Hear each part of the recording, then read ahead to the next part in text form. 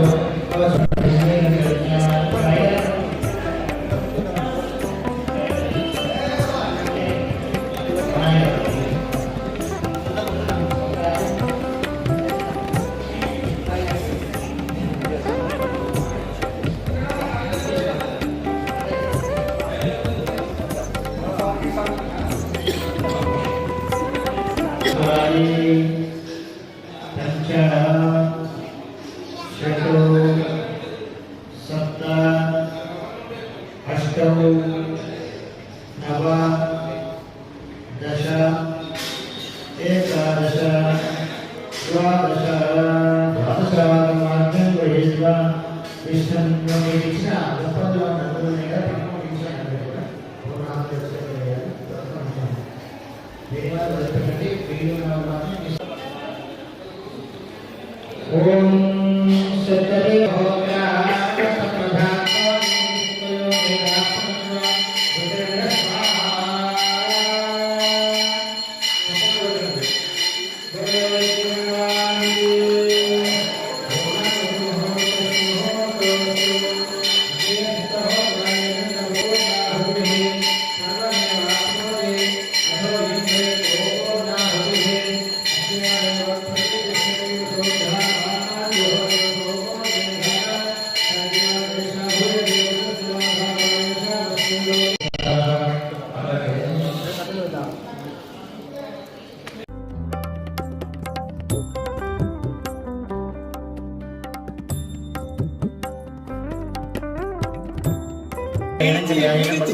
अविनाशनिहोदना यस्य भान्तिरस्मै यस्य केतवः यस्यैवा विश्वभुवनानि सर्वाः तन्मुक्तिकाभिर्निसंप्रसारः अत्युत्तमो देवस्य रुचिर्धातु यस्मिन् ब्रह्मा पुरुषः सर्वमेततो अमुक्तलोकविमुक्ति सर्वं तन्नो नक्षत्रमवजुषितया श्रीन्द्ररात्रवणीयमानो यमधर्मराजमः परब्रह्मणे नमः नक्षत्रहारतिं सन्दर्शयामि नक्षत्रावति गोविन्दा